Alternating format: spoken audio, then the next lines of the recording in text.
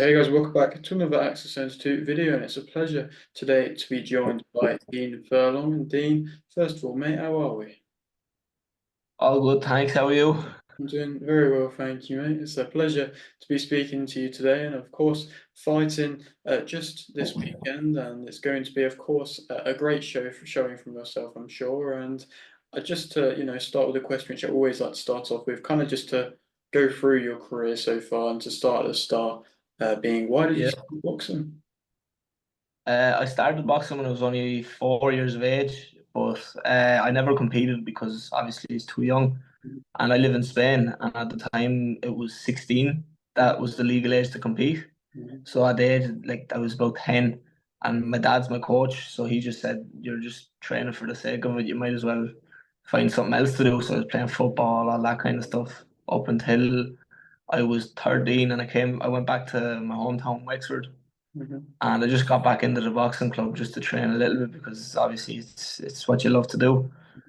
And by the time I got back to Spain, they changed the legal age to 14, so I just never looked back since. Mhm. Of course, and I find it interesting the whole kind of Spanish side slash Irish side of your career, and I suppose I'm sure climate-wise it's very different training between the two of them. I suppose how do you find it? We finished off my training camp the last 2 weeks in Wexford because it's 40 degrees over in Spain. And not that it's a bad thing, but a lot of people won't train and a lot of people are on their holidays. So it's quite hard to find training partners or sparring partners.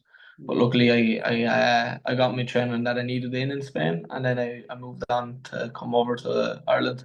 Mm-hmm. So it just suits better in summer anyway. Of course, and from just amateur career wise, what would you say kind of was the highlight of that for you? Well, I've had a good few international fights. I used to represent Spain on the national team over there, and I've represented my region a lot because they've always given me a good bit of support. The Comunidad Valenciana, it's called, Mm-hmm. and yeah, I've boxed away a good bit, and I got a silver medal in the Spanish Championships, which I think I was unlucky, and I should have got the gold. But yeah, there'll be a few highlights. I represented them in the European Championships in 2018 in Russia. Mm-hmm. A good few fights I'm happy with.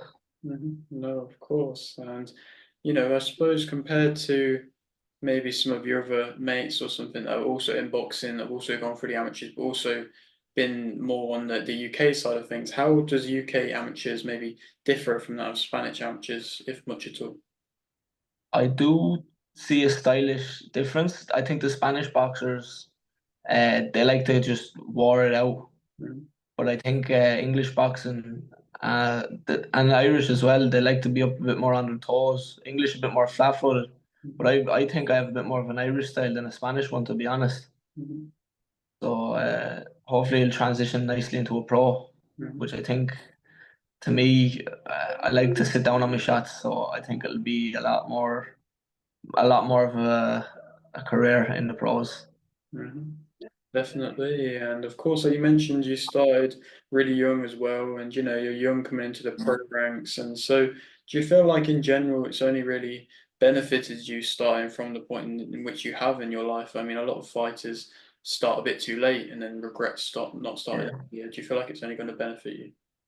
I just I just thought there's nothing for me to do in the amateur game in Spain or even in Ireland. So for a fella who has a bit of backing, and my dad's my coach, Mhm. he's all behind me the fully. And my brother, he's a boxer as well. He's coming up in the ranks as well.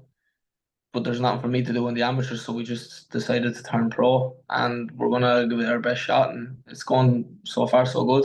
Mhm. Indeed, and of course, having your dad as your coach, it's of course going to be nice to have that family backing. And I suppose, Yeah, in general, has things ever been difficult having that family kind of connection as a coach, or has it always been quite smooth? yeah. Obviously, it's never easy because it's work at the end of the day, especially now that I'm a pro. But even in the amateurs, he take work to home, and everything's boxing in our family, and we all love it, so it's not a big issue. But something done wrong always gets brought back into the house or whatever. We Mhm. always get over it. It's never a big issue. Excellent. And in general, professional rankings wise, of course, 1-0 already, and of course, an excellent stoppage as well, first round. And in Mm. general, do you feel like that couldn't have gone any better for a debut? Uh, yeah, I don't think I could have because it was where I grew up, Hmm. and I grew up in Torrevieja in Alicante, Hmm. and all my friends were there. A lot of my family flew over. I had a great reception at it. Everybody was over the moon. It took me an hour to get back to the dressing room, taking pictures with everyone. So I don't think it could have went any better, especially with my performance. I was happy enough with it. Hmm. So that's it. No, it was amazing. And, a lot of fighters talk about having their man strength come through a little bit later on in their career. But if you're already getting first round stoppages, do you feel like that man strength is there already? I don't think it is, to be honest. I've always had a bit of a punch behind me, but I didn't have the man strength, and I done about maybe 2 months of strength conditioning, and I noticed a big difference. So maybe that had a lot of play in it. But I'm always in the gym. I'm always training. I'm doing my boxing, my strength conditioning, my road work. I train hard for it, so it's only right if it comes for me. And then Hmm. when the man strength comes, it'll be even bigger show. Hmm. No, it'd be scary then, mate. And in general, what would you say currently is your main motivation for the sport? I just love the sport. I honestly, I haven't got any. I have a short-term goal. I'd like to get a good few fights in. I hopefully I'd like to get 3 fights in before the year, Mhm. so we can get another one going maybe before the end of the year after this. And title-wise, I'm not really looking at anything at the moment. I'm still 21. I haven't got to rush my career, so there's no rush title wise, but I do want to get my fights in and get a bit of exposure so everyone can see what I'm able to do. Mhm. Most definitely. And in general, preparations wise for this upcoming fight, how have they been? And I suppose, how did you hear about the opportunity in general? So we were always ready to fight, but this I've had a 7 week training camp, 8 week training camp.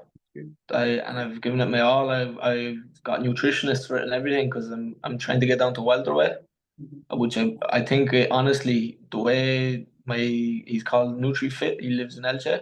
Mhm. If it would have went to 66.8, which I believe is the weight, I could have made it. I was 67 this morning.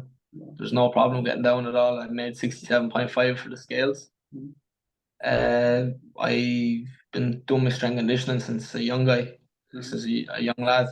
So that hasn't changed at all. He's the same personal trainer, and my dad's my coach. We've just been changing the pro style a little bit more, sitting down on the shots.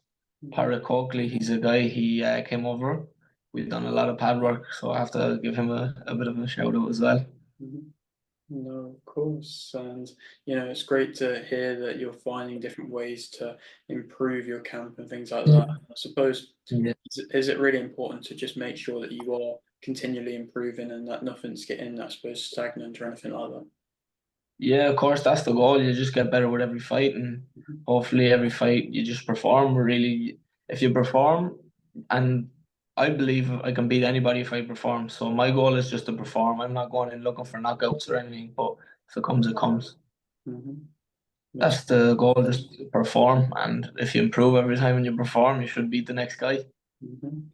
That sounds about right. And in general, fighting with Conlan Boxing for this fight, is there any kind of perhaps talks of working with them more, and what's it been like working with them so far? It's been amazing so far. Anyway, they've given me great hospitality, Mhm. and I'd love to work with them in the future. It's very it's a big promotion, and I used to look up to Michael Conlan when I was only a young guy, and I used to love watching Jamie's fights. He's always an active fighter. Mhm. So I'd love to work with them in the future, and I'm glad we got the opportunity to go on the show. Mhm. Of course, and I suppose in general, boxing in Ireland, it seems to be doing very well at the moment. I mean, there's been some big events as of recent, and do you feel like Irish boxing is getting the deserved eyes on them? Yeah, Irish boxing has come up a lot So there's a lot of shows going on around, and I'm delighted I'm getting the chance to box in Ireland because I could be stuck boxing God knows where, but I'm glad I get to come back here and box. So if there's any good shows that they want me on, I'll be happy to be on them. Mhm. Of course, and I suppose as a prospect yourself, are you kind of learning now the process of selling yourself as a product and making sure that fans want to keep coming back for your fights? Yeah, I'm finding it is a new stepping stone because you have to market yourself and a lot Mhm. of things I wouldn't be doing before. A few of my friends would laugh or whatever, but now it's my job, so they can laugh all they want. If they like not in a bad way, but you know what I mean. Like you'd post something a bit cringy if you want to call it that, but I wouldn't be thinking it's cringy anymore. I think it's the proper way to do it. Mhm. Of course, and I suppose living out in Spain, being from Ireland, where would be a dream venue for you to fight in? Oh, I don't know. It'd be hard to say because I think most of my support could come from Wexford, especially in the future, which is my hometown where I was born, and my mom and dad were grew up there as well. Um, but I'm not really sure. I'm kind of stuck in between. I think if we got a show going in Wexford, it would be huge, especially in the future when I get a bit more of a following. Mhm. No, of course. Hopefully, we'll see that one day. And just a final question from me. I've really appreciated your time, and Yeah, no especially problem. fighter that comes on it. I always like to open up the floor and just say, is there anything you want to shout out or promote or anything like that? I'd like to give Graham, my uncle, he sponsored me for this fight, Duff and Joinery. I'd like to give him a shout out. My barbers and NutriFit, they give me a hand as well. I'd like to give them a little bit of a shout out too. And I'd like people to have a look for my little brother Luke Furlong, Luke Gonzalez Furlong. He's coming up as well in the ranks. So if you just want to tune into the family, you're more than welcome. Mhm.